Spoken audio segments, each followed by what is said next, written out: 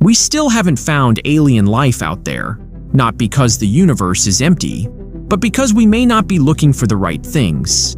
Recently, a research group called Project IFOS analyzed the light patterns of millions of stars. After filtering the data again and again, they identified 7 stars inside the Milky Way that emit far more infrared radiation than any natural process can explain. Not dust, not gas, not stellar activity.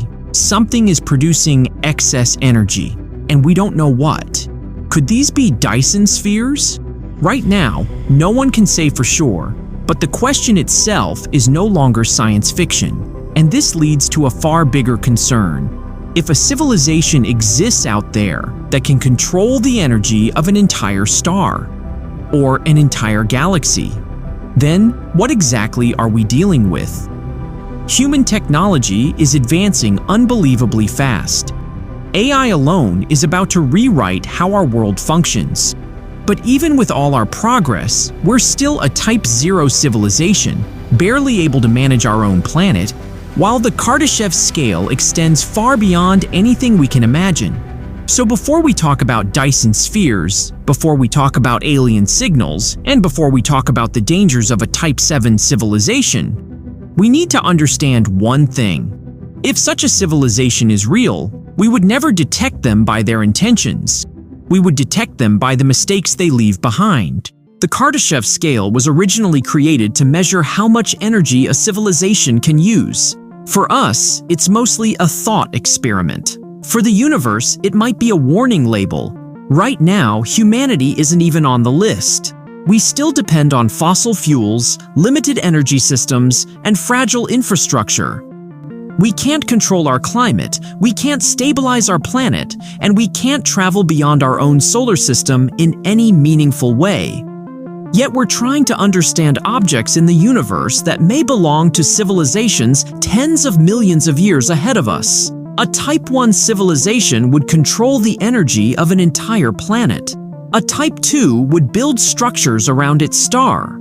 A Type-3 would manipulate power across an entire galaxy.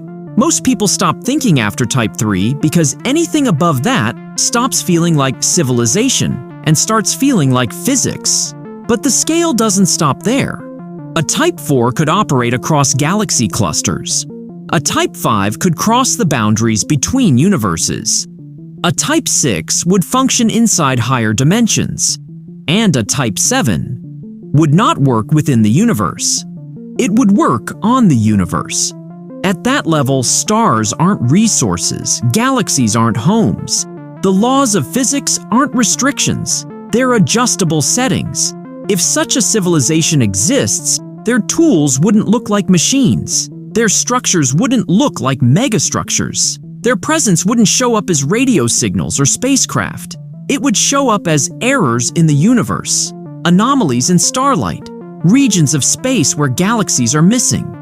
Infrared signatures no natural model can fully explain. Cosmic patterns that look less like evolution and more like engineering.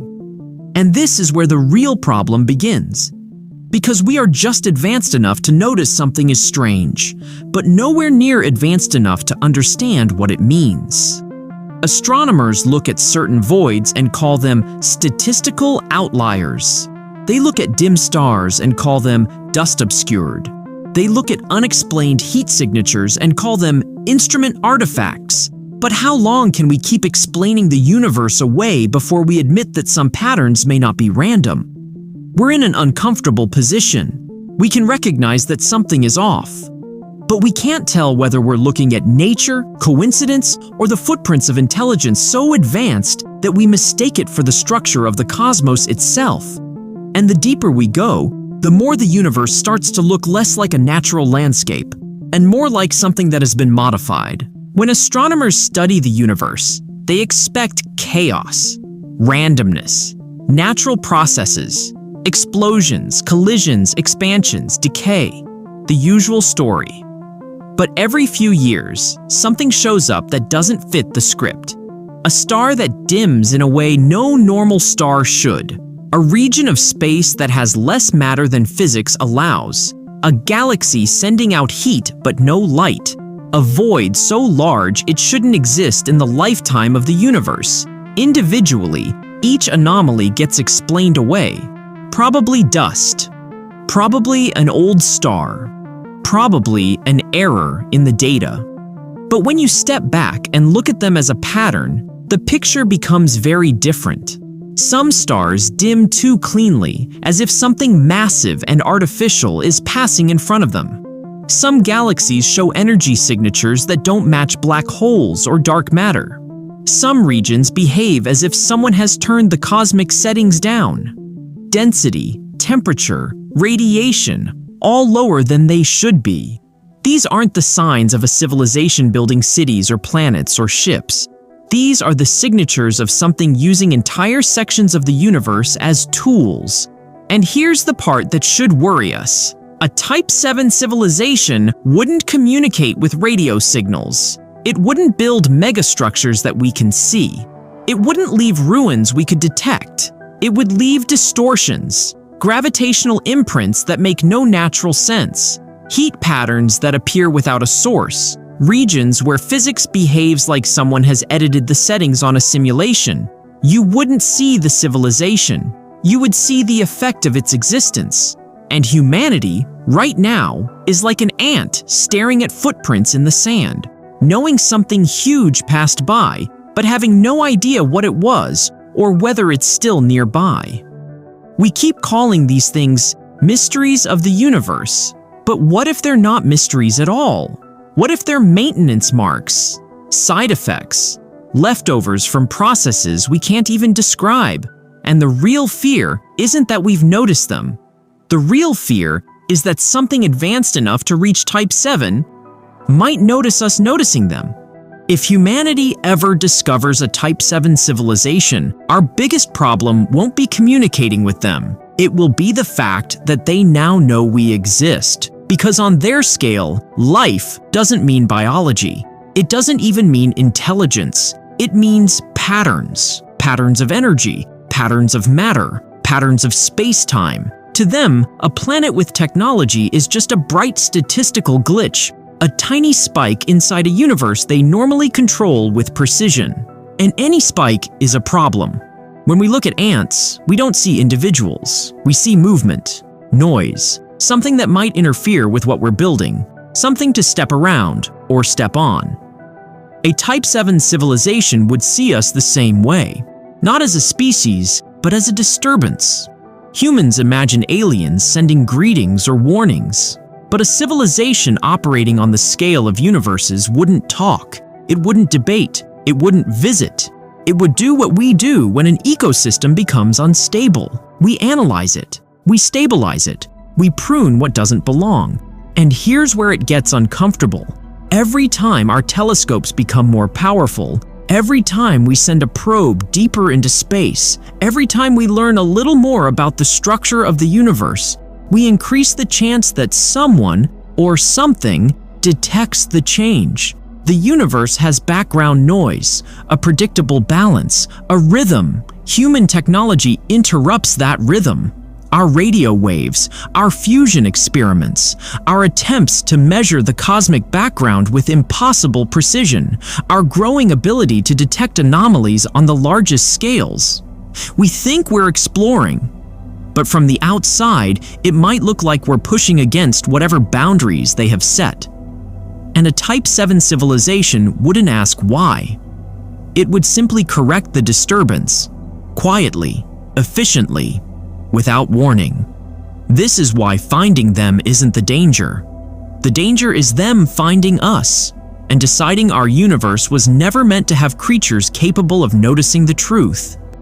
When people think of advanced civilizations, they imagine spacecraft, energy beams, megastructures, things that look artificial. But that idea collapses completely at Type-7. At that level, technology is not a machine. It's the environment. A Type-7 civilization would control reality the way we control software. And once you reach that scale, the easiest way to hide is to look like nature. That's the problem. Most of the universe's mysteries, cosmic voids, unexplained heat, background irregularities, might not be natural at all. They might be tools, and we would never know the difference. Cosmic voids. We call them empty regions, but a Type-7 civilization could use them as storage, insulation, or computation zones. Missing mass or unexpected temperature drops. We call it dark matter or dark energy, but it could be the side effect of large-scale energy extraction. Strange gravitational distortions. We blame unknown forces, but these might be the fingerprints of someone editing space-time. And the scariest part? Everything would look perfectly natural to us because our physics is built from what we can observe, not from what's actually happening. Imagine ants studying the ground under a construction site. They build a whole theory of soil behavior, but the soil only looks natural because the ants can't perceive the machines around them. We're those ants. We think black holes, cosmic filaments, and quantum fields are fundamental truths. But a Type-7 civilization might use these things the same way we use electricity and code. To them, the laws of physics are adjustable settings. To us, they look like the universe working normally. And that creates a dangerous illusion. We might already be seeing their activity. We just don't recognize it because their engineering is indistinguishable from the structure of the universe itself. So, the question isn't, what if a Type-7 civilization is out there? The real question is, what if the universe we study is already shaped by someone far beyond us? And if that's true, then every discovery we make brings us closer to noticing something they never intended us to notice.